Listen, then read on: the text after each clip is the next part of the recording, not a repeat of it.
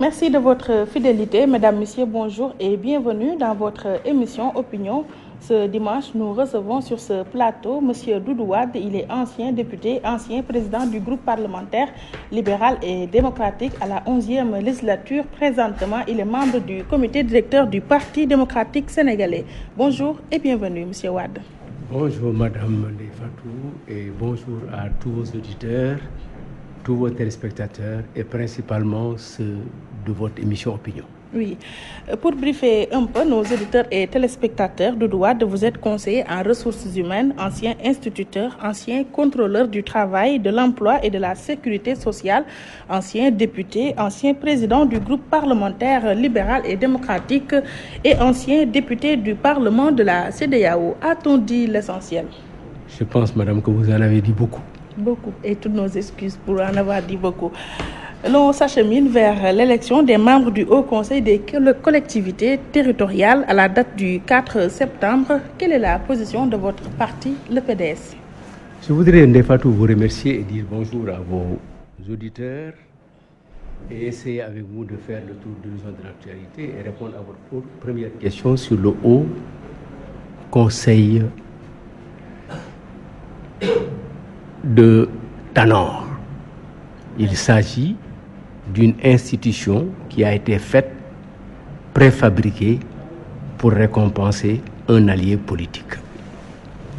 Mais dès l'instant qu'il a été conçu, qu'il a été pris en charge par le Haut Conseil, a été pris en charge par la Constitution avec la dernière révision constitutionnelle, nous avons dit non à la révision parce que nous avions pensé que concernant ce problème précis qui a été inséré dans la révision pour permettre au président d'avoir une réponse qui lui permet de faire 7 ans, quelle que soit la tournure des questions du référendum, oui, non, abstention, bulletin blanc, le président allait faire 7 ans. C'est pourquoi on a inséré dans cette révision le Haut Conseil de Tanor. Pourquoi vous dites que c'est le Haut Conseil de Tanor? Mais on le verra. On verra. C'est pas loin. C'est pas loin, c'est pas important, c'est pour simplement encore de me mettre sur les indications que j'avais déjà données, oui, notamment avec le directeur de cabinet du président de la République qui avait dit non, et on verra au résultat. Maintenant, dès l'instant que la Constitution a été adoptée par voie référendaire, il s'agit de l'appliquer, et cela après apparaît dans la correspondance de notre secrétaire général national, Maître Abdoulaye Wade, oui, dans cet avatar, avec ces avatars de l'apprentissage de la démocratie, la Constitution ayant été adoptée par voie référendaire, il nous faut la respecter et procéder à son application. Oui, allez-vous participer à ces joutes électorales, même si vous aviez voté non lors du référendum? Écoutez, nous sommes obligés parce que le PDS n'est plus dans la politique du boycott des élections. Surtout quand on a devant soi, oui, un gouvernement comme celui du président Macky Sall, d'ailleurs tous les gouvernements qui se sont succédés, de Abdoul Mbaye à Mimi Touré jusqu'à Mohamed Dionne, quand on a un président de la République qui gère le pays dans la direction déjà prise à l'encontre, contrairement aux intérêts des Sénégalais, vous ne pouvez pas boycotter. Vous participez à tous les combats pour ramener le peuple et les populations dans la bonne direction, oui, pour faire en sorte que le président de la République puisse quitter et laisser d'autres forces démocratiques diriger le pays. Par oui, conséquent, le PDS prendra des décisions, effectivement a déjà pris des décisions lors du dernier comité directeur et confirmé par le comité directeur de ce vendredi qu'il participera aux élections effectivement des hauts conseillers territoriaux, avec les forces de l'opposition au besoin. Oui, le PDS pèse-t-il assez lourd pour avoir des résultats honorables à l'issue de ces élections? Je pense que si, parce que le PDS a été aux élections locales dernières et aux élections législatives, a eu de bons résultats. Mais un parti politique, par son essence, c'est de participer à toutes les élections qui se passent dans les pays, locales, oui, ou nationales. Alors nous ne sommes pas comme le PIT, hein, il faut le dire, pour ne jamais aller aux élections présidentielles, aller rarement à des élections législatives et se faire embarquer. Et nous ne sommes pas aussi le PS immédiat qui veut ne pas aller aux élections législatives et veut se ferrer sur les vasques de l'APR ou du Boykoyo. Nous irons aux élections parce que nous devons aller aux élections. Un parti politique, son essence, c'est d'aller à la conquête du pouvoir, aller affronter les électeurs. Et nous le ferons. Et vous ferez quoi de l'AFP? Il est dans le même sillage, l'Alliance des forces du progrès. Non, j'ai essayé de prendre simplement un seul exemple et je l'ai pris comme ça par hasard sur le PS, mais c'est la même chose.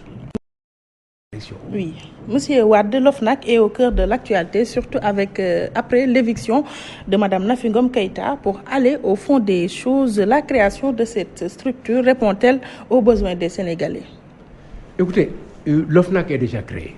Si vous me posez la question, je dirais peut-être que il n'était pas utile de faire tout ce bruit avec tout ce qui a été fait et les montants dégagés et dépensés pour arriver au résultat d'aujourd'hui. C'est-à-dire? Parce que simplement, madame, il y avait effectivement une structure qui s'occupait de la corruption. C'est la Commission nationale de lutte contre la corruption. Elle n'était pas efficace au regard du chef de l'État? Oui, qui n'était pas efficace au niveau, selon le président Macky Sall. Oui. Mais on pouvait bien lui apporter des correctifs. La seule chose qui manquait à cet organisme, peut-être, c'est d'abord la saisine, le transfert des dossiers chez le procureur. Nous l'avions examiné et nous avons pris les décisions pour aller vers cette direction. La deuxième chose peut-être, c'est la mise en place de crédits conséquents pour faire le travail. Mais l'OFNAC en tant que tel que perçu aujourd'hui par l'État et par Macky Sall, et puis c'est pas l'invention aussi de Macky Sall. Ça je vous dis, l'OFNAC n'est pas un produit du régime actuel. Ah oui? Oui. Pourquoi? L'OFNAC, c'était l'Office national anticorruption créé par Diouf en 1999 et qui n'a pas eu le temps de mettre en place cette structure parce qu'est arrivée l'élection présidentielle de mars 2012. L'OFNAC a été vendu au régime par le Forum civil qui en son temps, en 2005-2006, avait proposé ça au groupe parlementaire libéral et démocratique, mais nous avions préféré aller dans une structure que nous créons en fonction des approches que nous avions pour effectivement lutter contre la corruption et la concussion. Donc c'est un produit du Diouf. D'ailleurs, l'atelier a été présidé par M. Doudnir, magistrat, oui, et aujourd'hui président de la Sénat. C'est vous dire que ce n'est pas une structure que Macky Sall a créée, a réfléchi. On lui a vendu un produit fini. À quel coût, je ne sais pas. Oui. Mais l'OFNAC étant créé, je pense que c'est une bonne chose de lutter contre la corruption. Et donc, maintenant, on y est. Qu'est-ce que la structure a produit de bons résultats ou bien des résultats probants? Les résultats aujourd'hui, c'est d'abord des résultats de le président de l'OFNAC. Il y a des conflits d'intérêts aujourd'hui dans la structure chargée de lutter contre la corruption. Il y a eu des conflits entre le président de la République et le président de l'OFNAC. Il y a des conflits entre le président de l'OFNAC et le président de la Cour suprême. Et il y a des conflits latents au niveau de la commission, de l'office même, entre certains membres, le chargé de la communication de l'OFNAC, M. Niang, Maudignan, le porte-parole, l'ancien porte-parole, et le président de l'OFNAC. Donc plusieurs conflits latents. Si vous voulez, je vais y venir. Oui. Maudignan a dit dans votre émission, oui, qu'il a démissionné pour ne pas gêner la présidente, oui, parce que des membres de l'OFNAC lui ont dit que vos sorties et vos positions gênent la présidente. Cela veut dire que le verre est dans le flux au sein même de la structure. Oui.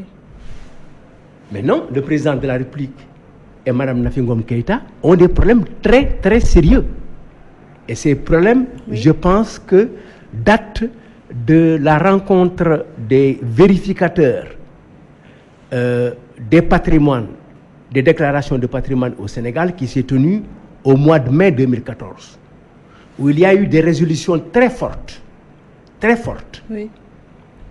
avec Nafi Ngom Keïta, organisatrice de la rencontre à Dakar, dans laquelle on demandait élargir le champ d'action de l'OFNAC, de la déclaration de patrimoine aux officiers civils, aux officiers militaires, aux élus locaux, aux parlementaires, aux procureurs de la République, aux juges des grandes instances.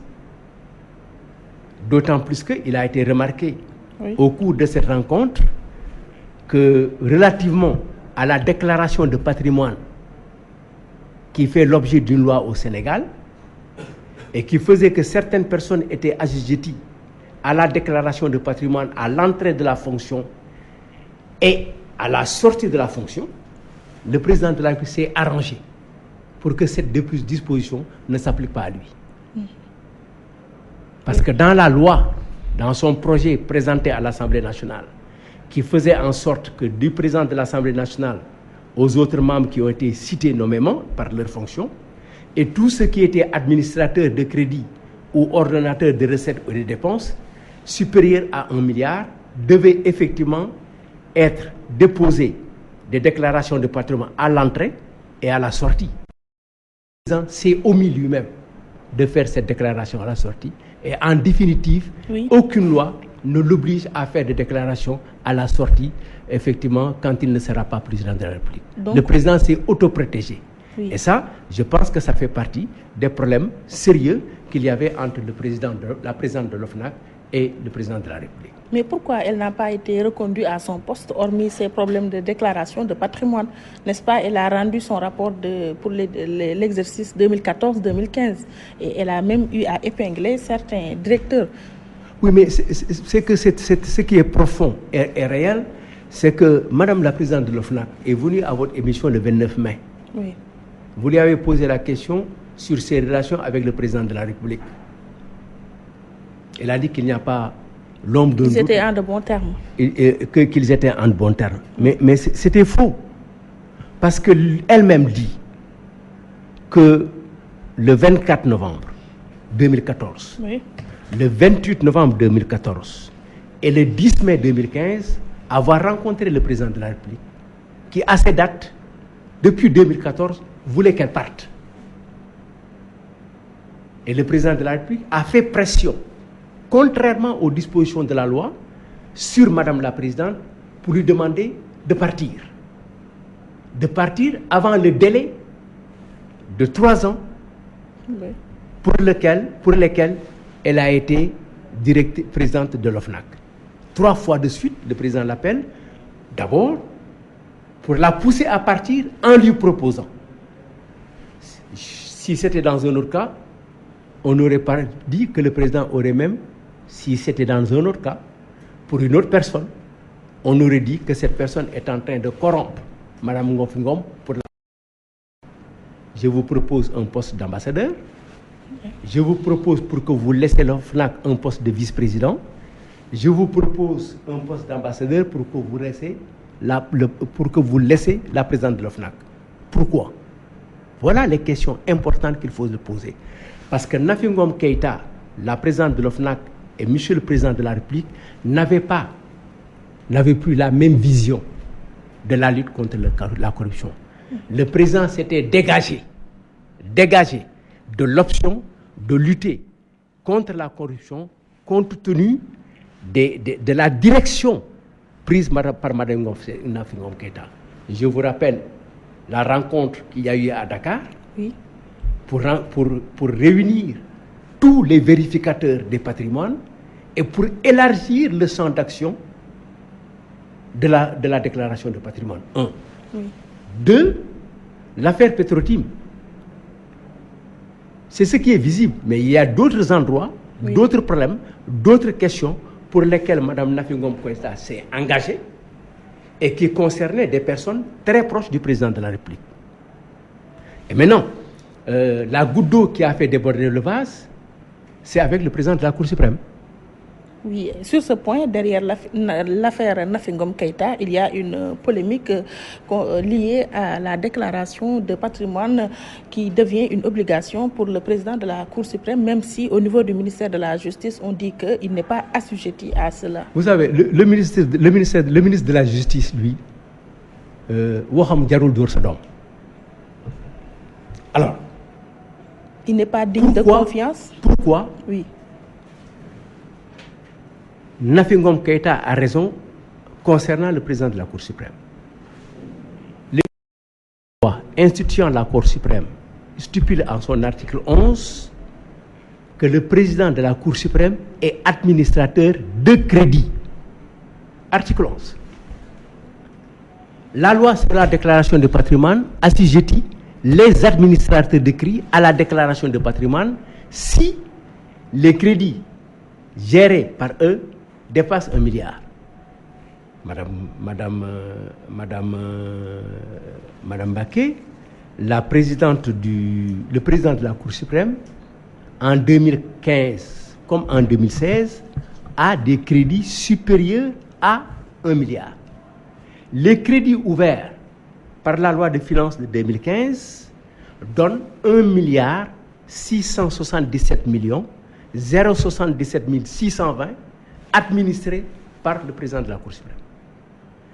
Et les crédits ouverts pour 2011 sont de 1 milliard 800 millions.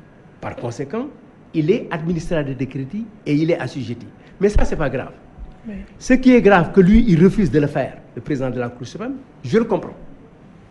Mais Mme Ngom est très précise dans sa lettre adressée au président de la République. Il dit au président,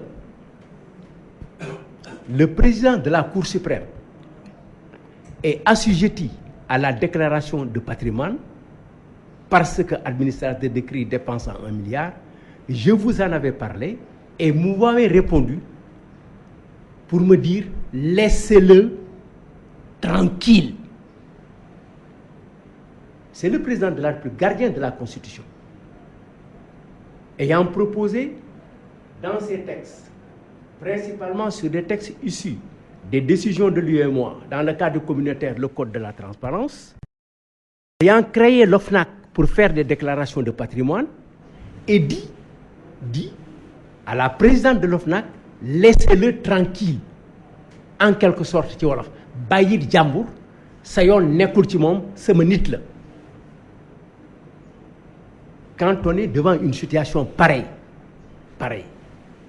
c'est le président de la République qui a des problèmes et qui nous montre de manière claire, nette et précise que seuls sont concernés sur les déclarations de patrimoine les autres, mais pas ceux de son environnement direct. Et Madame la Présidente a même dit au président de la République, vos ministres conseillers refusent de faire des déclarations de patrimoine. Alors qu'ils ont été cités, eux, dans ces conditions-là, ils font partie des personnes qui sont assujetties à faire des déclarations de patrimoine à cause de leur fonction. Le Premier ministre, les ministres, les ministres conseillers, le président de l'Assemblée nationale et le premier questeur. Mais il faut noter qu'à l'époque, le président avait même brandi une menace pour les récalcitrants. Non, ce n'était pas une menace. C'était pas une menace. Oui. J'ai parlé, mais faites ce que vous voulez. C'est comme ça que je l'interprète. Oui. Il avait parlé de sanctions. Aucune sanction ne sera prise et ne sera prise. La seule sanction qui est prise, c'est parce que Mme Nafi Ngom n'a pas voulu jouer le rôle qu'on voulait la faire jouer. Elle n'a pas accepté de jouer ce rôle de ségrégation de l'application du texte par ceux-ci et non par les autres. À partir de ce moment, le président se devait de la faire quitter. Oui. Et de la faire quitter dans des conditions sur lesquelles ce n'est pas la peine de s'étendre. Oui. Que ça soit 2 mois ou 3 mois avant 4 mois.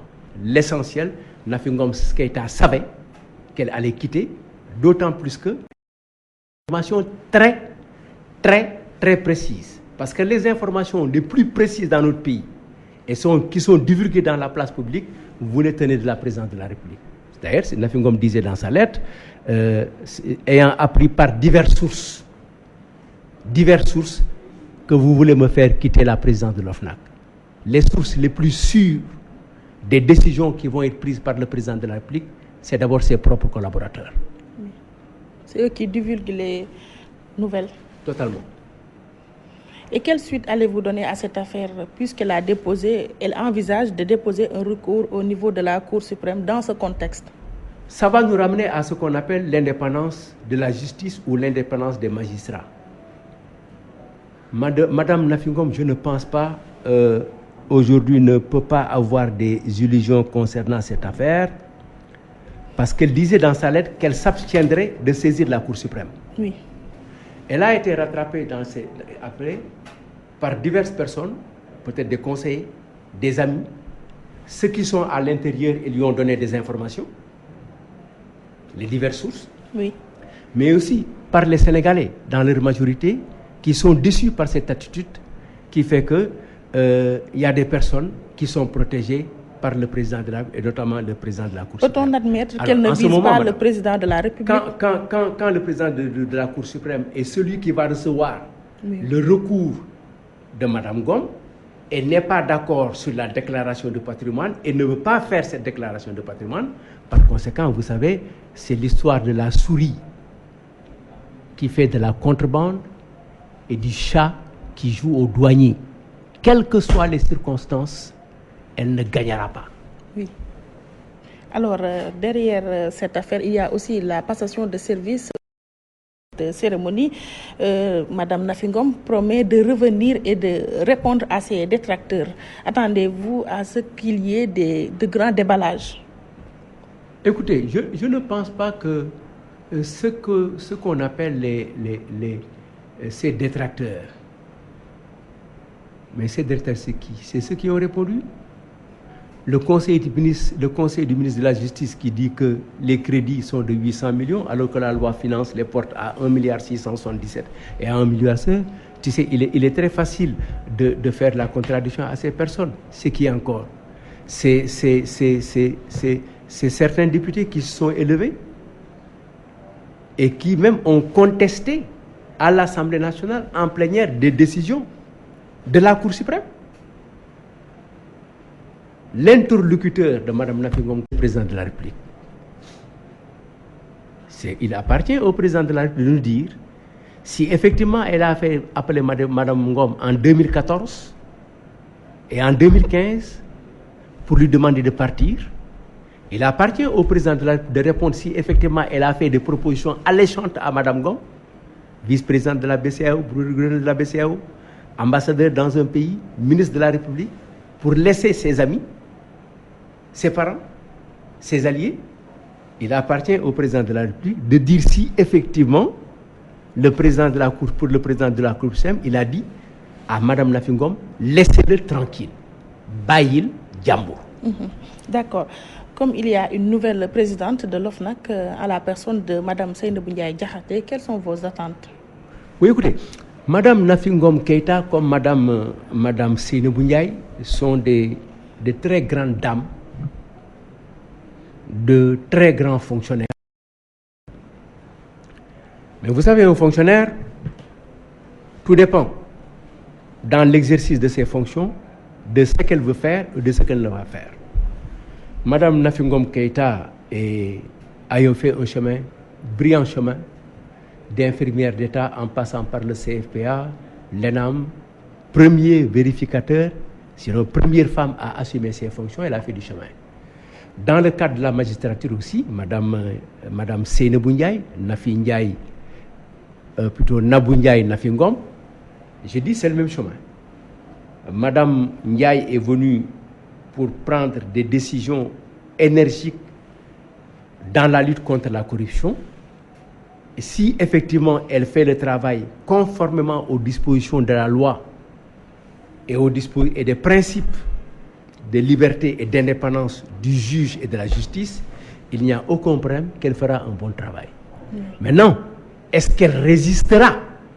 Est-ce qu'elle saura résister des pressions de la hiérarchie, des pressions de Monsieur le Président de la République, au cas où il lui arriverait de déceler chez des voisins du Président de la République c'est ses alliés, c'est ses parents qu'il y avait effectivement des indices ou des faits de corruption. C'est là à ce moment la question, c'est une question personnelle. Oui, et moi je vous pose une autre question. L'autre victime du lion qui s'est réveillé, Ousmane Sonko, inspecteur des impôts et président du PASTEF, a-t-il commis des fautes dans l'exercice de ses fonctions? En clair, mérite-t-il la sanction qu'on lui a infligée? Écoutez, pour le cas de Ousmane Sonko, je pense qu'il est important qu'on puisse savoir quelle est la barrière entre l'inspecteur des impôts, quelles sont les libertés dont dispose Ousmane Sonko, politique ou citoyen sénégalais, et est-ce que ces libertés sont limitées par ses fonctions d'inspecteur des impôts? Alors, pour ce qui est de M. Sonko, je pense qu'il est important qu'on puisse dire que les informations que Sonko a publiées, notamment sur le non-reversement des salaires par l'Assemblée nationale, M. Sonko n'a pas trahi le secret, il est assujetti à la discrétion professionnelle. Le statut... Le droit de réserve.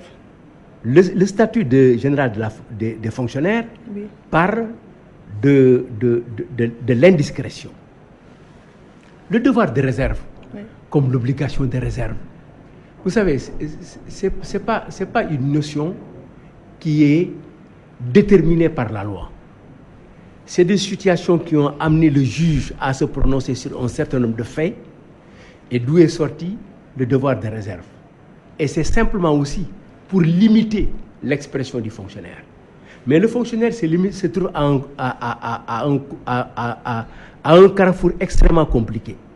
D'abord, en tant que fonctionnaire, qui doit respecter la discrétion professionnelle, mais en tant qu'agent public chargé d'informer le public, et le droit à l'information existe, mais aussi d'autres dispositions. Je voudrais dire simplement ici, oui, que les faits qui lui sont reprochés, notamment sur les non-reversements des salaires, s'il y a quelqu'un qui a fait une publication d'information qui devait être discrète, c'est le ministre des Finances. En quoi? Parce que c'est le ministre des Finances qui, dans un document, en juin 2015, lors du débat d'orientation budgétaire, a listé toutes les sociétés qui avaient des problèmes fiscaux et qui devaient de l'argent au fisc, dont l'Assemblée nationale. La CNCA, beaucoup de sociétés, beaucoup de sociétés devaient de l'argent, entre 4 milliards, 5 milliards et même 8 milliards. Parce que c'est devenu une obligation depuis la loi organique de 2011 qui dit que certains documents doivent accompagner la loi de finances et le débat d'orientation budgétaire. Et cette liste est dans ce document et même est sur le site du ministre de l'Information. Par conséquent, madame, il faut que vous acceptiez, et tous les Sénégalais avec moi, que M. Sonko n'a fait aucune distraction. Oui. Très bien. Mais admettons que M. Sonko, et dans ce cas précis de l'Assemblée nationale, je voudrais y ajouter. Oui.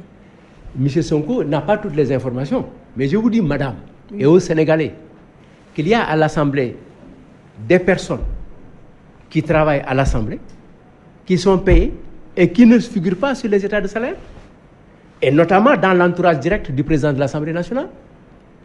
Il y a des centaines de personnes qui sont à l'Assemblée, qui sont rémunérées et qui ne paient pas l'impôt. Ces personnes ne paient pas. Et si elles ne paient pas en cas de redressement, c'est l'Assemblée nationale qui doit payer les impôts qui auraient dû être retenus et payer les pénalités.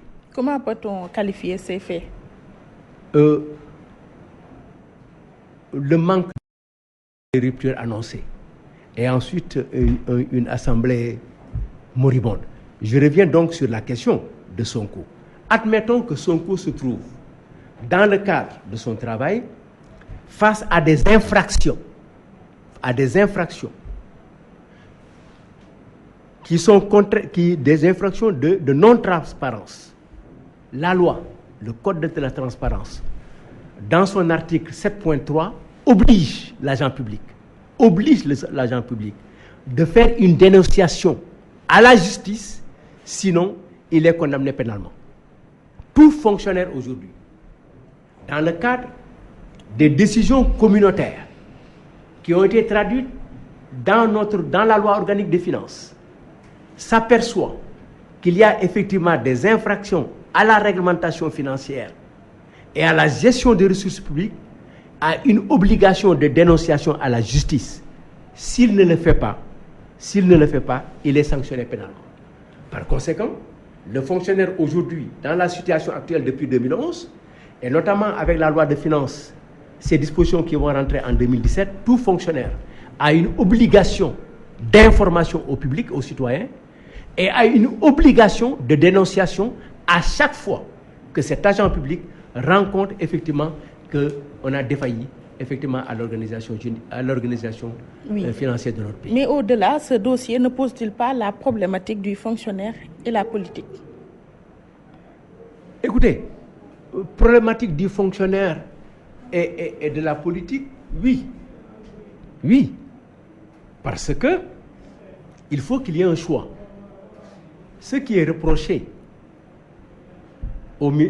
à Sonko aurait pu être reproché à Amadou Ba, qui est de la République, directeur général des impôts, sous l'autorité du ministre des Finances et du Premier et du Président de la République, aurait financé une partie de la campagne de Macky Sall. Il était en politique.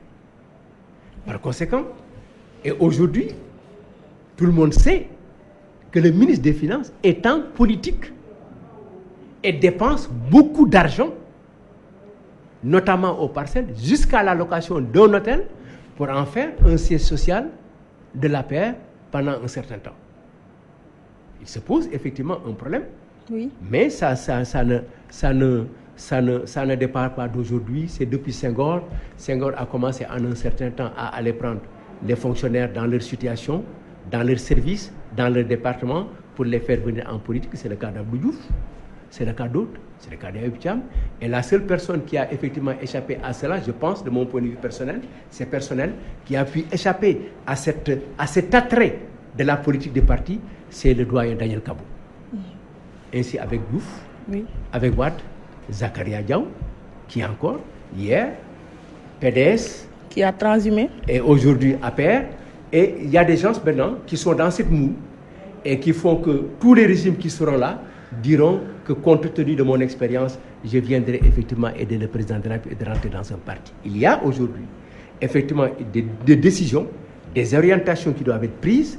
Le fonctionnaire est libre de participer à un parti, d'être membre d'un parti, de diriger un parti, mais il y a des règles qui sont applicables aux fonctionnaires dans l'exercice de leurs fonctions et de leurs fonctions, et des règles qui sont des règles politiques. Ne devait-il pas y avoir une législation pour régler le problème? Je ne le pense pas. Je ne le pense pas. Il appartient aux fonctionnaires de l'État d'accepter qu'ils sont... Et quand ils veulent faire de la politique, maintenant, ils peuvent se décharger totalement de leurs fonctions pour le faire. Nous avons des magistrats qui font aujourd'hui de la politique. Et les magistrats sont interdits de politique. Même... Les cas de Cheikh Issa Sall. Oui, interdits de politique. Mais tant que ceci est dans l'ordre des choses pour M. le Président de la République, il faut les laisser comme tel. Oui. Monsieur Doudou Wade, le débat sur la double nationalité refait surface en marge des discussions sur la revue du code électoral. Si le projet est entériné, des présidentiables comme Karim Wade et Abdoul Mbaye seront out dans la compétition. Comment vous l'appréhendez? Écoutez, je ne pense pas que ces personnes que vous avez citées soient out. Ce qu'il faut retenir aujourd'hui, c'est que le pouvoir, après cette affaire Nafingo, après cette affaire Sonko, s'attaque à des personnes pour qui, il y a 4 ans, en 2012, on nous a présenté Abdoul Mbaye comme le meilleur des jeunes talentueux sénégalais. On est allé même des hommes en pleine assemblée nous dire qu'il est beau ce garçon. Avec Mimi Touré, c'était la même chose. On nous l'a présenté comme la meilleure des femmes possibles. On nous a présenté Nafi Ngom sous un visage radieux. Dafa baax, dafa yaru, dafa am teggin, jullit la day muuru. Aujourd'hui, pour toutes ces personnes, les mêmes qui ont chanté ces louanges disent totalement le contraire. Cela veut dire que les Sénégalais ont des problèmes. Les Sénégalais te disent da nga baax lundi, mardi, mercredi, jeudi, vendredi, samedi, dimanche, et ñu bëgg wax ne altine da nga bon. su ma sëriñ bu baax bi nee na ma loolu mënul nekk. Par conséquent, il faut ñoom ñu xam ne du ki ñuy waxal moo bon ñoom ñoo xamul lu ñu bëgg. C'est-à-dire quoi? Oui. Ce qu'ils veulent aujourd'hui, c'est encore de salir Abdou Mbaye. Je ne suis pas avec Abdou Mbaye. Je ne suis pas d'accord avec ce qu'Abdou Mbaye fait. Mais quelle importance le régime actuel veut-il faire du divorce d'Abdou Mbaye? Je ne comprends pas. Une affaire tout à fait personnelle. C'est le pouvoir ou bien la justice? C'est le pouvoir. Il a été inculpé par le juge. Oui, mais c'est le pouvoir. C'est le pouvoir qui en parle. Dans les radios, dans les télévisions, qui font des actions sur la presse pour le salir. Ça ne sert à rien.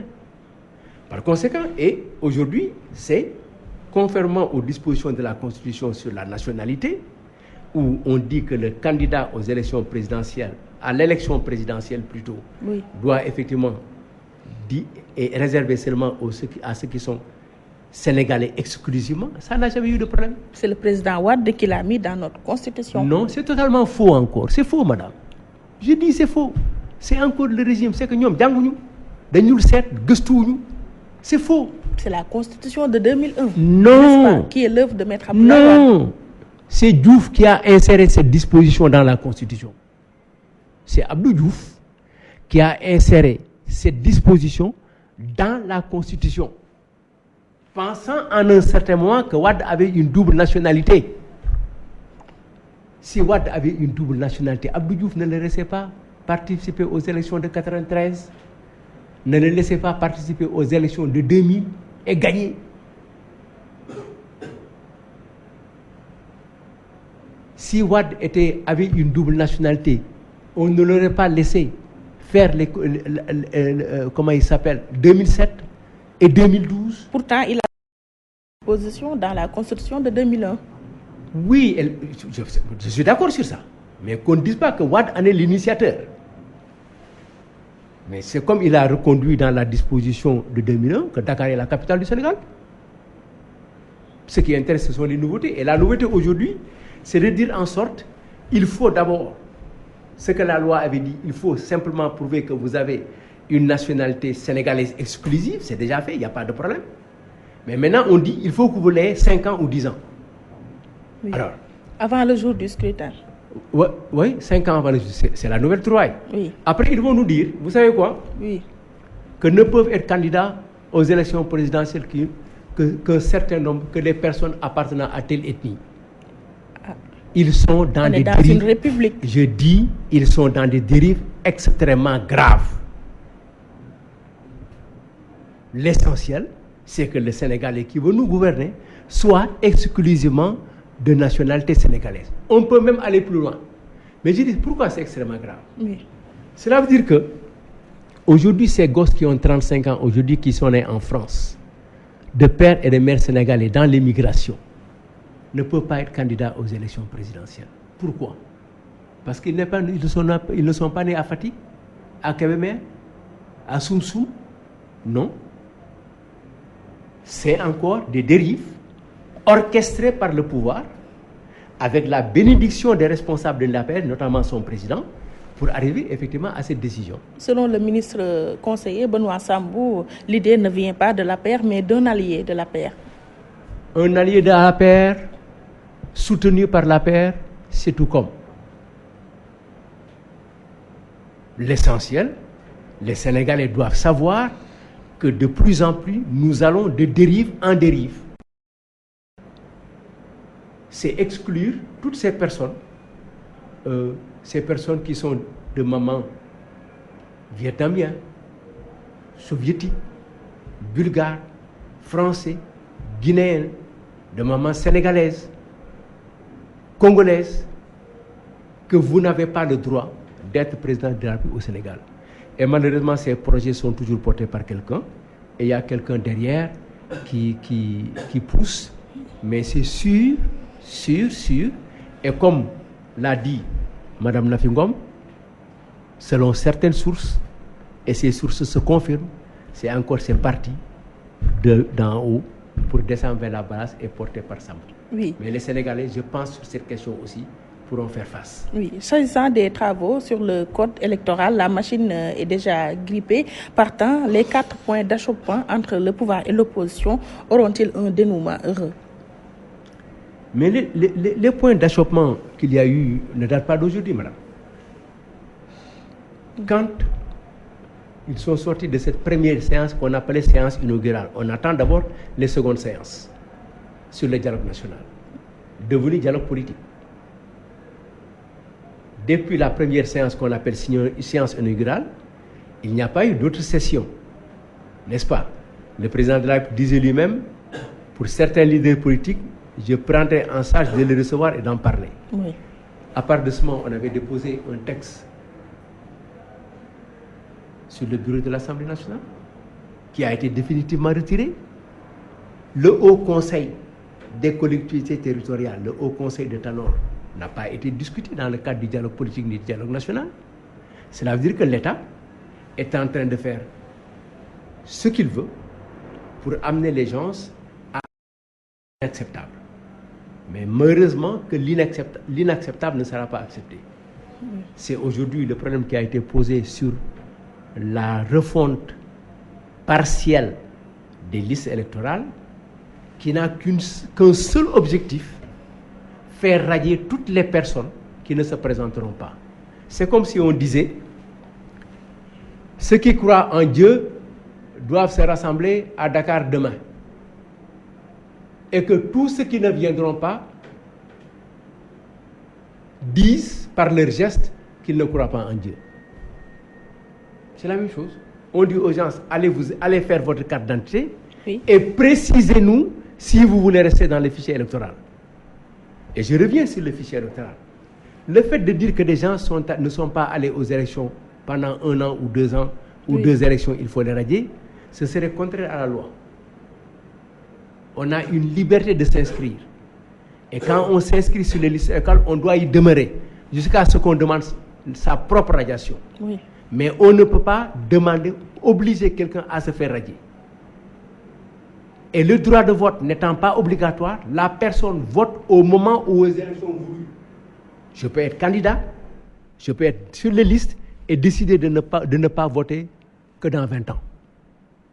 Par conséquent, le pouvoir est en train encore de pouvoir procéder à des radiations sur les listes électorales. L'Assemblée nationale devra examiner le texte en session extraordinaire. Peut-être êtes-vous optimiste?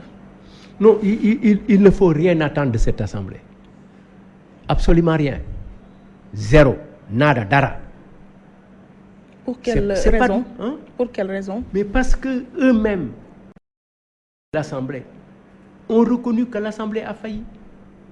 Mais je vous le dis, l'Assemblée, l'épine dorsale de l'Assemblée, le moteur de l'Assemblée, c'est la majorité.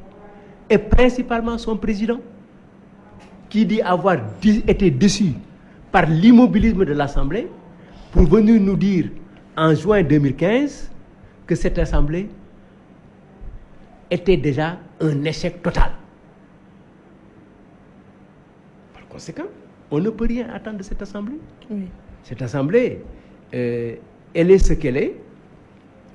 Elle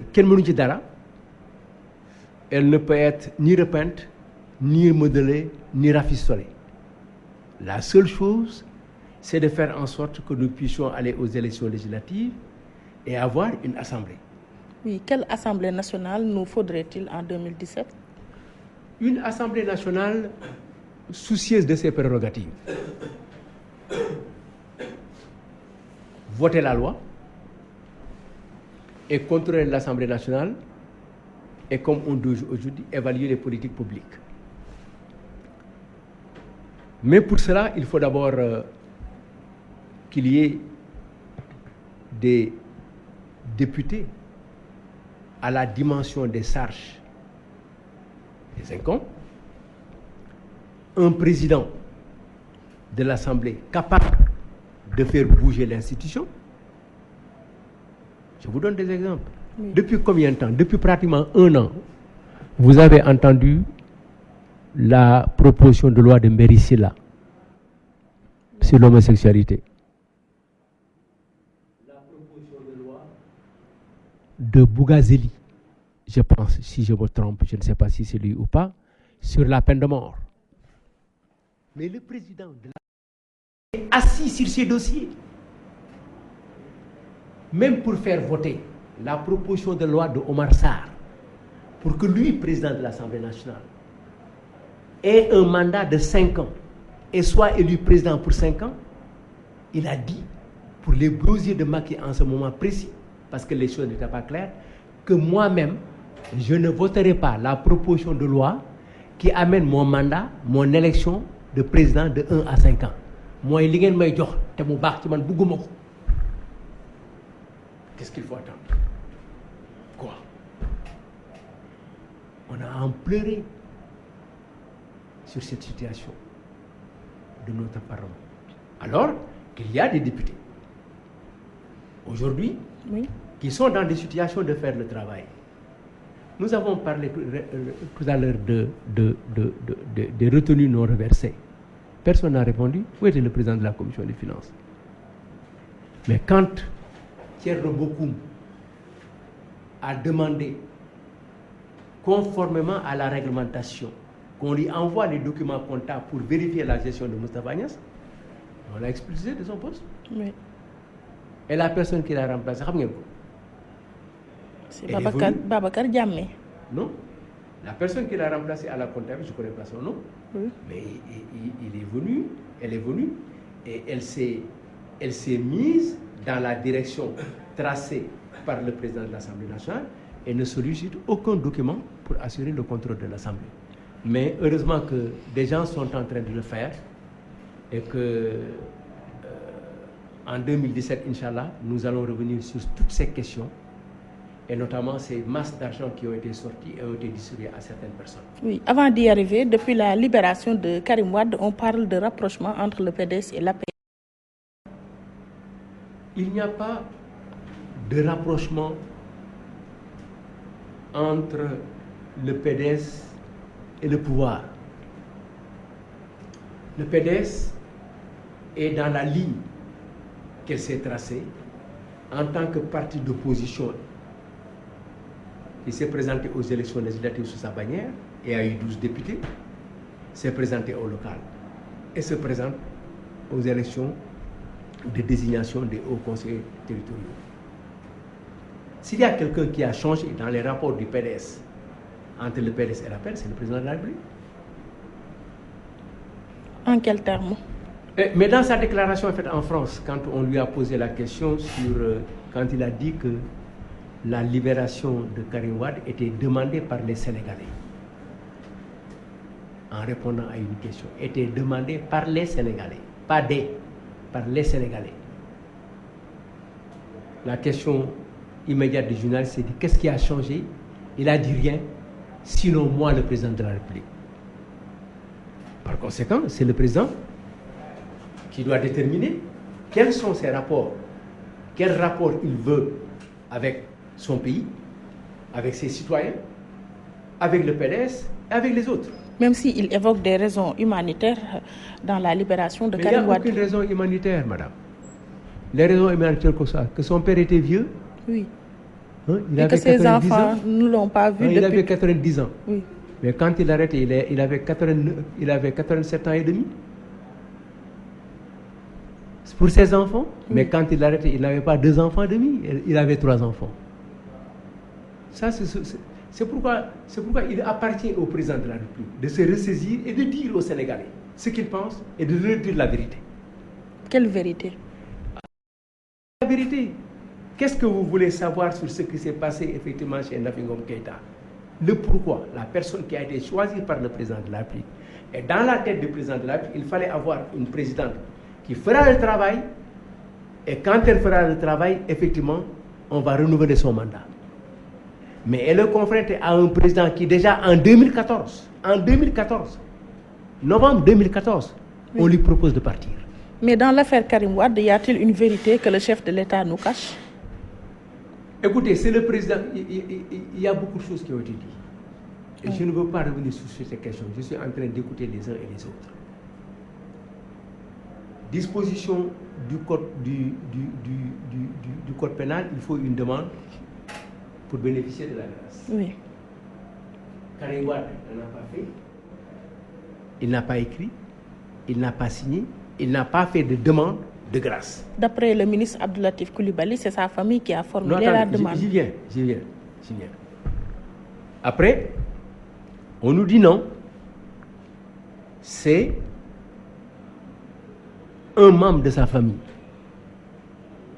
Mais la famille de Karim Wade, ce n'est pas une famille nombreuse, c'est ses 3 filles. Si on a une notion stricte de la famille. Karim, c'est lui, sa femme, ses enfants. Ses enfants n'ont pas fait de demande. Alors, Latif sort pour mettre encore comme une chèche de l'encre noire pour se dissimuler, pour faire dans le sombre et dans le doute. C'est un membre de sa famille. Certains, il paraît, lui auraient posé la question de quelle famille. Parfois, il répond par la famille sportive, parfois par la famille religieuse, parfois par la famille tariqa, parfois par sa famille politique. On ne sait pas de quelle famille il parle. Alors, il aurait dû, en ce moment précis, qu'on connaissait, de nous dire que c'est sa famille, telle, et de nous dire quelle personne a signé.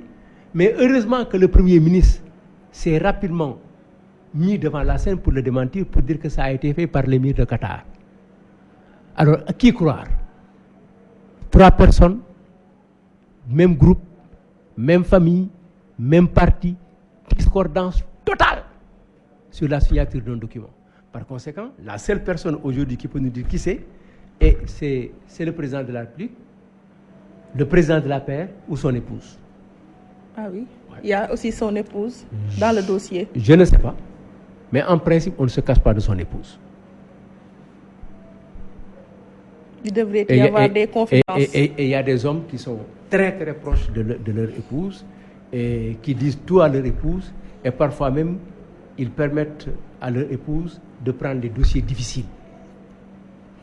Y a-t-il une possibilité pour que certains libéraux entrent dans le prochain gouvernement?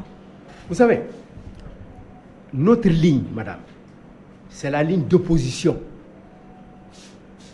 Le président Wade, dans un de ses textes concernant le dialogue national, a dit que sur le statut de l'opposition, c'est nous qui l'avons amené au Sénégal. Et c'est nous qui l'avons mis pour la première fois dans notre constitution. Des constitutions de 59, 63, des évolutions de 70, il n'y a jamais eu le mot d'opposition dans notre constitution. À ma connaissance, si quelqu'un voit le mot opposition dans la constitution, qu'il me le dise. Mais le président de la République a mis dans la constitution de 2001 la place de l'opposition, ses droits et le statut du chef de l'opposition. Par conséquent, nous ne cracherons pas sur une chose place du point de vue constitutionnel. Nous sommes dans cette ligne d'opposition. Ce qui veut dire que le PDS ne sera pas et ne doit pas être et ne sera pas dans un gouvernement. Là, c'est clair. Mais vous allez participer à ce débat économique auquel le président Macky Sall vous convie parce qu'il dit que l'opposition s'adonne à des sujets futiles, inutiles pour l'intérêt national et qu'il vous invite à débattre sur les questions économiques. Mais de quoi voulez-vous que l'opposition parle? Le président nous parle de zoologie, de parc de Hann.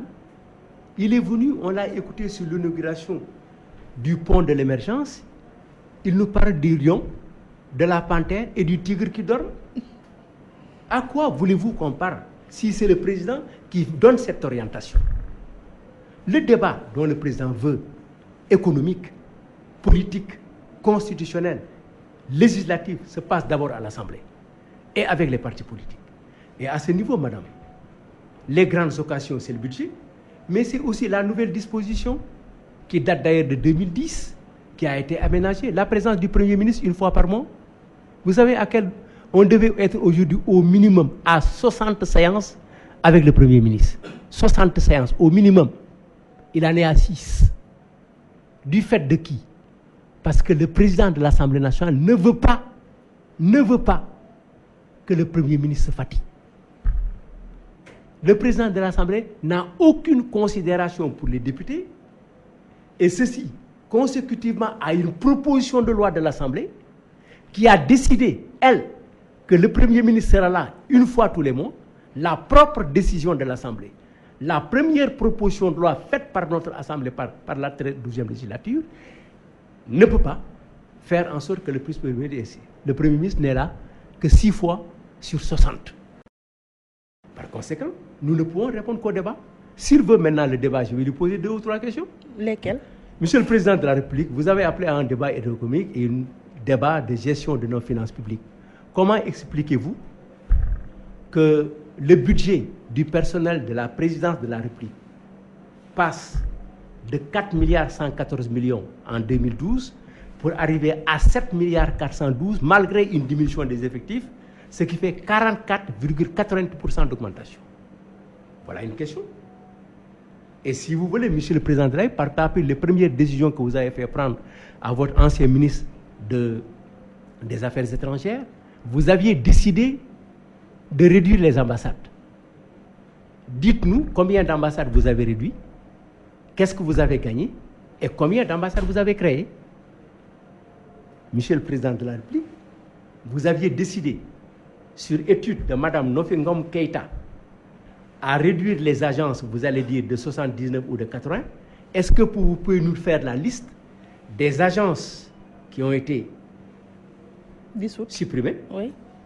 Le budget, les allocations de crédit de ces agences, et quelle est la sommation aujourd'hui en 2016 de la totalité de sommation des crédits alloués aux agences, pour qu'on puisse savoir, malgré la démission, quel est le volume d'augmentation.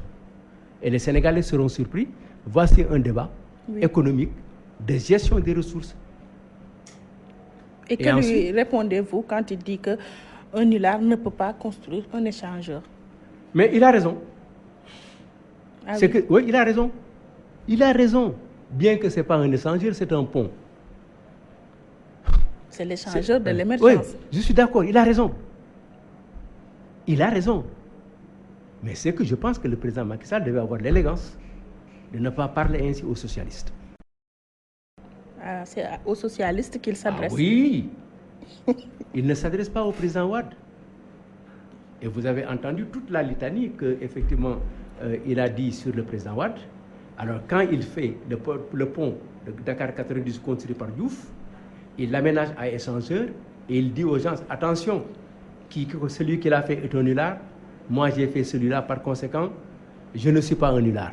Et c'est vrai, mais il aurait été plus élégant de le dire d'une autre manière que d'accuser comme ça et d'indexer le Parti socialiste, le régime de Diouf particulièrement, pour dire que c'est des nullards. Merci, M. Doudou Wade. Je rappelle que vous êtes membre du comité directeur du Parti démocratique sénégalais, ancien député, ancien président du groupe parlementaire libéral et démocratique, et que vous étiez notre invité dans l'émission Opinion. Je vous remercie, Ndeye Fatou, et remercie tous vos téléspectateurs pour vous dire à très bientôt après les réponses fournies par le président de la République sur ces différentes questions, le niveau des salaires de la présidence, les effectifs des ambassades et les coûts, les agences qui ont été créées, les personnels licenciés et le coût des agences aujourd'hui. Merci à vous. C'est moi. J'espère que le chef de l'État va vous répondre. Merci à nos auditeurs et téléspectateurs qui nous ont prêté attention. Grand merci à la réalisation, Aline Badara Diaye, Mame Sidi Diop. Merci à Oustaz Hassan Diouf pour la coordination, Ousseynou Sall pour la décoration et Della Amar pour les soins esthétiques. Excellente semaine à vous. Rendez-vous dimanche prochain, Inch'Allah.